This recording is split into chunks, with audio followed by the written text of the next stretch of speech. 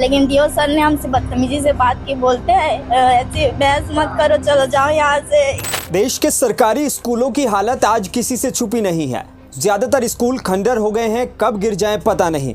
लेकिन अब इस देश में सरकारी स्कूलों में अगर आप पढ़ रहे हैं और टीचर की कमी है और आप किसी अधिकारी से मिलकर टीचर्स के लिए गुहार लगाने जा रहे हैं तो सावधान हो जाएं। ताज़ा मामला छत्तीसगढ़ के राजनांद गांव का बताया जा रहा है, जहां 2 साल से एक स्कूल में बच्चों को पढ़ाने के लिए टीचर नहीं है।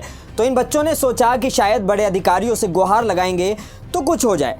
लेकिन बच्चे कलेक्टर से मिलने के बाद जैसे ही डीईओ के पास गए तो उन्होंने अपनी ताकत के नशे में देश के मुस्तकबिल यानी स्कूली बच्चों से बदतमीजी कर डाली, जिसके बाद बच्चे उनके दफ्तर से रोते हुए और बिलखते हुए बाहर निकले।